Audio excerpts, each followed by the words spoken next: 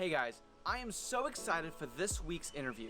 Braden Wuerch, who is a successful entrepreneur, former firefighter, and ultra-marathoner, is on today's show. I am so excited for him to share with you the highs and lows that he's had and the successes and lessons he's learned from it.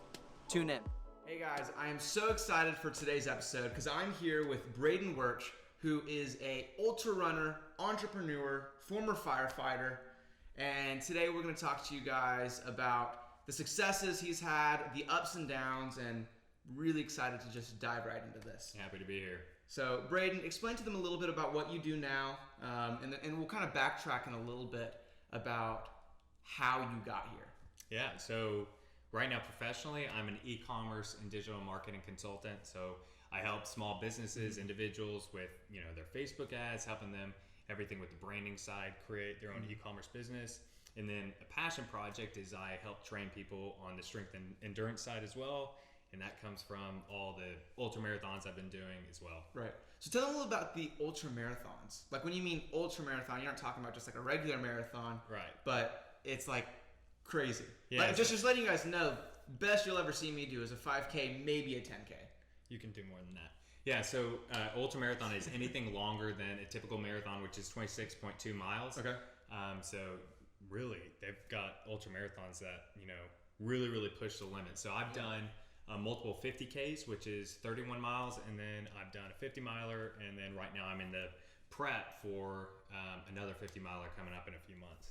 That's crazy. So what's your goal with that? Like, are you wanting to end up doing like 100 mile or? Yep. So in August, I've got a plan to try to get my best time. I want to get 8 hours and 30 minutes for the 50 miler in August. And then in February of this next year, I want to do my first 100 miler. Okay. And then right now, depending on the whole situation that goes on, I would like to do a multi-day adventure race, my first one, which will be 250 miles in the middle of Arizona. And how long does like a 250 mile race take? Hopefully under 4 hours. If all goes well. Under 4 hours? No. Oh my goodness. Days. Yeah. Hopefully, if all goes well, I can do it under 4 days. So you're trying to minimize the amount of sleep you get in there. Obviously, taking as little time as possible to eat, all of that. Right. And the training that goes into that it's a lot of miles. intense. So I average about 50 to 80 miles per week, and then 5 to 6 days worth of strength training on top of that. But I enjoy the strength training, so that's not obviously needed for the ultra marathons, but I do feel like it helps me at least. Okay, so were you always a ultra marathoner? Absolutely not. So I was definitely not a natural runner. Right. I was in the Army National Guard and then a firefighter, and I had to run for that type, but that was more CrossFit style workouts, and I used to be really big into the bro bodybuilder style workouts back when I was in college. But I've always been more of a strength athlete who hated cardio and hated running. But I've seen the most growth in my life on the mental side, the business side, all of that come about from hitting these super low pain moments, essentially, in these races. These so not necessarily, learning from the highs, but rather you've been learning, developing, growing from those low points. Yeah, the low points is where I've seen the most growth in my life, period. So let's move back to the beginning. Yep. All right, so now you're an ultra marathoner, serial entrepreneur. This guy's got several different businesses, and by the way, he's my cousin, which I've known him for 19 years now, going on 20 years. And but let's talk about the beginning. What was like your first job? What did you get started in? And I know you had like little jobs. What was your like official first job? Yeah, so my first job was a warehouse job in the middle of the summer while I was at Mississippi State. So I believe it actually might have been leading up to freshman year of Mississippi State. That's where I went to college. It was just a hot warehouse job in the middle of the summer. And then went to Mississippi State. Okay. While I was there, I was actually in ROTC, knew I wanted to go into the Army, so I joined the National Guard so I could go to basic training and do all of that. So I went to basic training, did infantry school, airborne school. I took a semester off of college to do all of that. So I was in the National Guard for 6 years, but after college, my full-time job was I was a firefighter paramedic, and I did that for 3 years. And then during that time, I got into the whole e-commerce space. So I created my first e-commerce business, and that was a drop shipping business. So did you start that like close to the beginning of college, or did you have odds and end jobs, and then finally, how did you stumble upon e-commerce? Like, what was that journey like? As a firefighter, I worked 24/48 schedule, meaning I'd work 24 hours on and have 48 hours off. And most firefighters, just because of the pay, have a second job. So that could be landscaping, construction, all of that. And I was already looking into doing that. But the thing is, my wife is a nurse, and with her schedule, 12-hour shifts, it was quickly becoming, I was always going to be working and never home with my family. And so I wanted a family life. So I was trying to think of ways I could create a business that would serve me online while I could still have a family life. And so I was looking into blogging, e-commerce, all these different things. I actually started, my first true business was a health and fitness blog. Okay. And, that did all right, but it never took off. But I went to Thailand with my wife, our first trip to Thailand, and met a guy that was doing e-commerce. He had an Amazon FBA business, and so he kind of mentored me in the space. And, a few months into it, really, really started picking up traction, and then it blew up. And the first e-commerce business you did? Well, blew up, or? Ish. So with the health and fitness blog, I did have a product on there. That one didn't blow up, but it wasn't a dud. I mean, I think I broke about even with that. Right. But it was out of that, the lessons I learned out of that. And how long did you do that until you kind of had your big break, per se? I had been working on the blog for about a year, but with the product about 6 months. And so you went a year by just breaking even on that. Oh, before that, I was putting money into the business. Okay. So my wife and I, we were actually putting pretty much all the extra money we had from our 2 jobs. We were really good at saving money, all that. So we were putting all the money we had into the business. We both believed in the potential of it. We had obviously that friend that was doing very well with it. But then we started it, and one thing I would say I learned that really, really helped was branding and digital marketing. So specifically Facebook ads. I became a Facebook ads expert. And out of that, when I actually had really, really good products and built out a really, really quality website, everything clicked and came together. And so then did that, and then I had to make the decision, do I want to remain a firefighter, which was a job I loved, but felt called to helping people with e-commerce and digital marketing while building up my businesses, or leave. So I ended up becoming a full-time entrepreneur, and I've been doing that for the last few years. And then obviously on the consulting side, helping people do that as well. Yeah, that's awesome. So that was a hard part of transitioning from being a firefighter to full-time e-commerce guru. Yeah. And so tell us a little about the stores that you had, some of the successes that you found in e-commerce, and what were the biggest lessons you learned by doing that? Because I know now you've kind of stepped away a little bit from that, and now you're moving into this new season of doing ultra marathons and teaching and training. He's got a YouTube channel. I'll probably right here have the link to his YouTube channel. That. It'll be right here. Yeah. Right here. All right. Click it. But anyway, go check that out if you can. But really, he's making that transition. So, but with Shopify, you mentioned you did Amazon FBA. How many stores did you build that failed, that did well? I mean, what was that process of testing and failing? Yeah, so I would say, me personally, I've had 4 true stores. I've experimented with different designs and everything, but as far as true launches, I've had 4 stores. 2 of those have been really, really massively successful, to where I was able to sell those for quite a bit of money. Right. And it's essentially been, a very good livelihood over the last few years. The other 2 stores did not do well at all, and I had banked a lot of time and money into both of those. Yeah. Would you attribute your successes, though, to those 2 failures? A lot of it, yes. Yeah. So, the thing is, and this is with anything with business, but especially in online business, you got to experiment.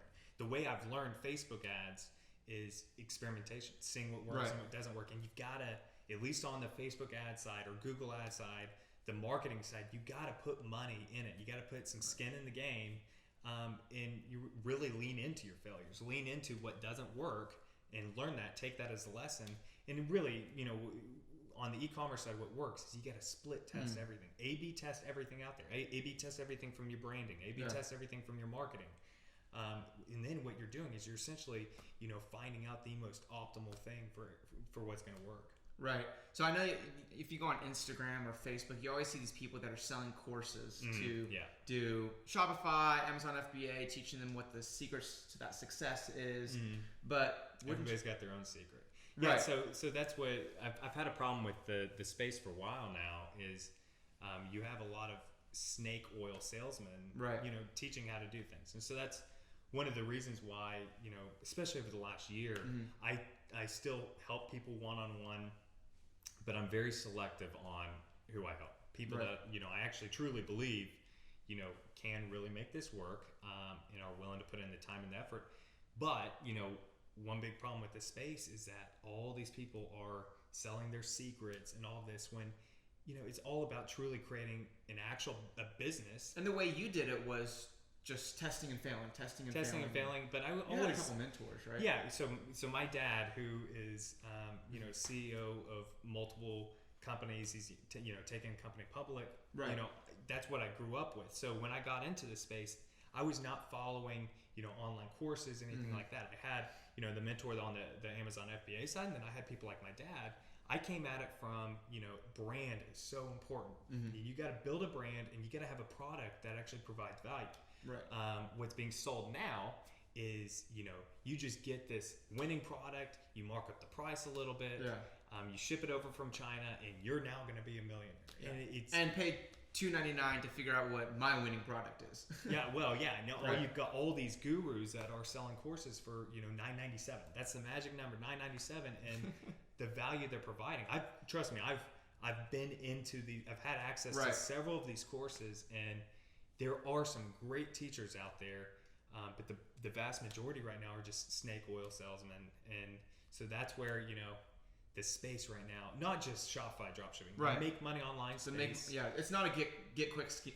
Get rich quick scheme. Yeah. Right. So one of the biggest things I tell people is consistency and patience. If you have consistency and patience with pretty much anything, but especially building a business or building an online business, you can make it work. Right. There's several people out there that in all spaces, from affiliate marketing, Shopify dropshipping, Amazon FBA, whatever business model it is, the reason you do see people selling courses is because there are people making money. There's several people. I've got so many friends that make a great living online, but chances are they've been in the game for a little bit, and they've been working on their businesses for a while. Well, they've just invested a lot of time and money into it. And I really think that's super important. Is it's not a get rich quick scheme. Absolutely. It's not a sprint, and no pun intended, but it's a marathon.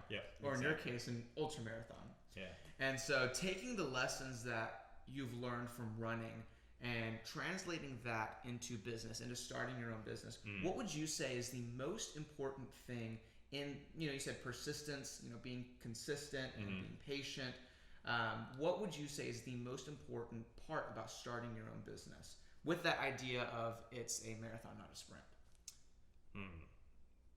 There's a lot of lessons I can say, but know that lean into your roadblocks. Okay. Every entrepreneur is going to have no matter what niche or what business model you're in. Every business model or niche is going to have massive roadblocks.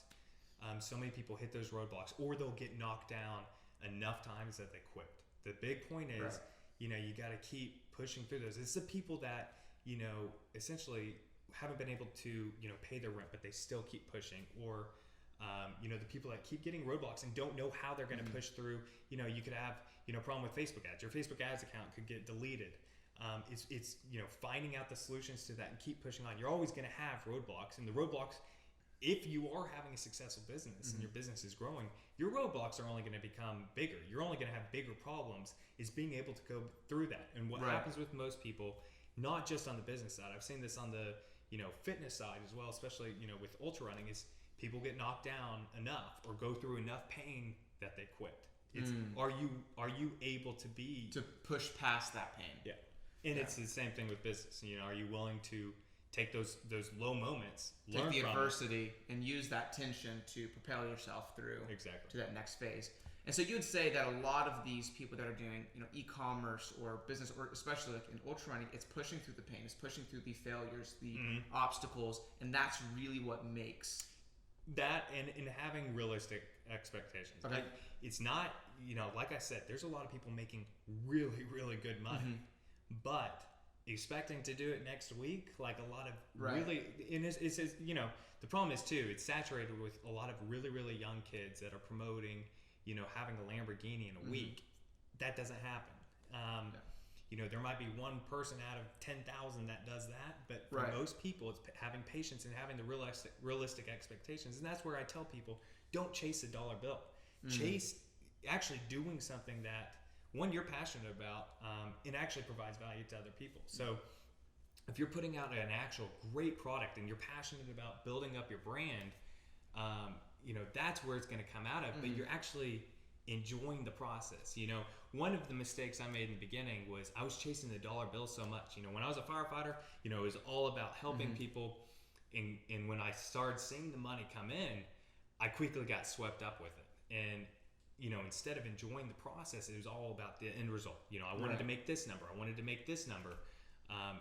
And what I would tell people is, to be happy day to day, you can definitely make really good money doing what you're doing, but you need to enjoy the process. You need to enjoy what you're doing. Not to say you absolutely have to build a business around your hobby or your passion. Great if you can do that. But you need to enjoy the process, enjoy what you're doing. If you're not doing that, we've all got one life. If you expect to, be happy when you make your first $1 million, what's going to happen when you hit that $1 million? Do you think what's next? It's always going to be a game. It's always going to be a chasing game. And so big thing, enjoy the process. Okay, so if we were to break it down into the biggest lessons you've learned from being consistent, being patient, going past those roadblocks, what would you break it down and say the 3 most important parts of owning your own business? What would you say, especially if it's like an online e-commerce? I know there's a lot of people that are subscribed to my channel, and there's a lot of people that are subscribed to you too. What are those key points that, if we were to recap on today's podcast / video, what would that be? First off, don't chase the money. Right. Enjoy the process. Obviously have those goals. They will come if you do put in that consistency and patience. But don't just do it for the money. You need to be trying to put value out there into the world. You need to think about the customer on the other side of the table. If you were them, would you want to purchase this product? Would this product bring you value? And would you purchase from that website? So many people are essentially just, whipping up a store online, and, frankly, it looks like crap. And so people aren't buying from it. So first off, you got to try to put value out there. 2, the patience and consistency. You've got to have patience and consistency. It could happen for you in 3 months that you have a very nice income stream coming from your online business, or it could take, a year to 2 years. Have that patience and consistency during that time.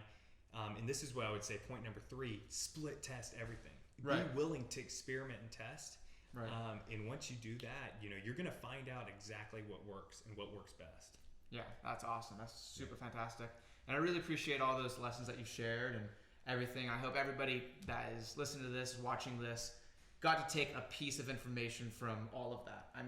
If we look at now the vision, looking forward, what would you say your vision is with your channel, your business? I know now you're moving towards a little more doing ultra marathons. What's your vision now? Because you chase the money, you chase that lifestyle for a bit, you face those obstacles, but what's next? Yeah, so this has taken me a while to pin down, and it's honestly taken me to go through really, really low moments, especially in those long training runs and the races themselves to figure this out. So one thing is, way back in the day, actually when I first started in e-commerce, I had a brand vision. I'm not going to put that out. I've actually kept this kind of under wraps for a while, but I've had an e-commerce brand vision to where I bought the domain years ago, and I'm in the process of executing that now, and that is aligned with more of my passion. And your passions, helping other people, health and fitness, then what I would say my ultimate kind of passion is helping people be happy. I know that sounds so cliche, but actually helping people be happy. I feel like so many people, and I've watched so many young entrepreneurs, it was myself that chase the money and might even get the money. And I've been on so many calls with young entrepreneurs that they've got good money coming in and they're not happy. They're stressed. They're more stressed than ever.